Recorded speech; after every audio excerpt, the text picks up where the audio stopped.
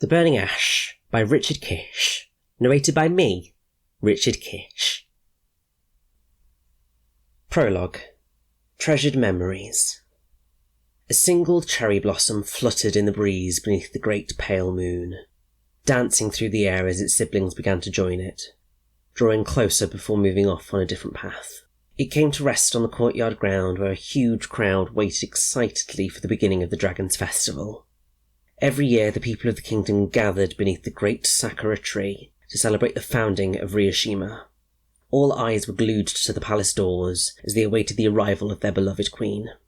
The distant clock tower struck midnight, and the great doors opened, revealing a solitary figure who stepped out into the moonlight, tightly gripping her staff. She moved towards the spiralling stairs and began to ascend, drawing a sparkling trail behind her while her sapphire dress glittered in the starlight, seeming to reflect the night sky. She reached the balcony above and gently positioned herself at the railing. A dragon was emblazoned on the dress and wove its way up her body, glistening with a multitude of colours. Her long brown hair cascaded down her back in flowing curls. 3 covered braids held together by 2 tanzanite chopsticks in a small bun at the back of her head swung gently behind her, and her crystal crown glowed as she looked out at her people. She tried to smile at them as her retinue made their way up to join her. With a firm tap of her staff, an iridescent blue flame sprang up in front of her.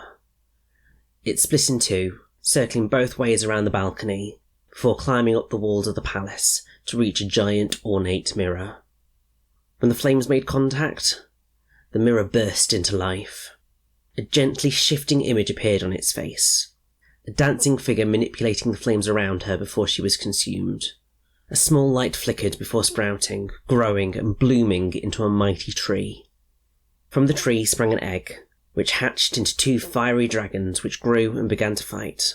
In the end, they paused, glimmered, and then the flames died out, leaving a halo of light around the mirror.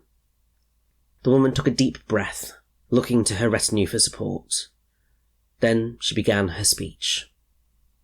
Christeos Mos, people of Ryushima, today marks the anniversary of the founding of our kingdom.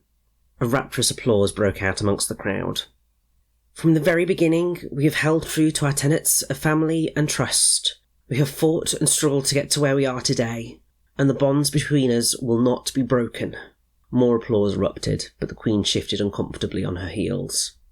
As your queen, it is my duty to serve you, and I hope that I have done you all proud. I love every single one of you.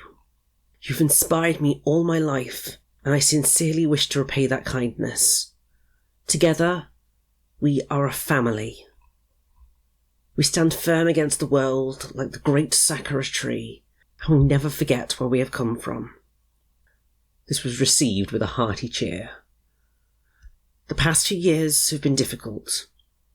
We lost my father and mother last year, and we've lost so many other good people. Her hands shook as she tried to reach the end of her speech. She looked back at her retinue to seek support again before taking a deep breath. We've lost so many good people, but we have persevered, and we are stronger now than ever before. We will never forget their sacrifice. I ask that you all join me in a moment of silence to honour those who gave their lives to protect Ryushima. The crowd dipped their heads and silence swept through the courtyard.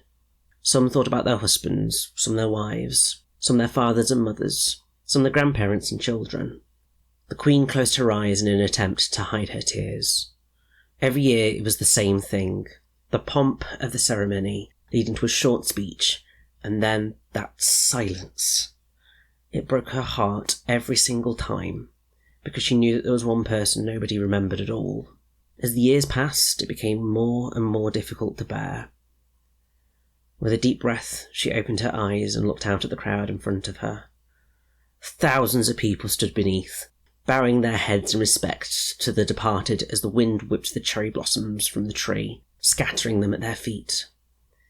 As the moment of silence drew to a close, something within the queen snapped. The tears she'd been holding back fell. She couldn't keep quiet any longer.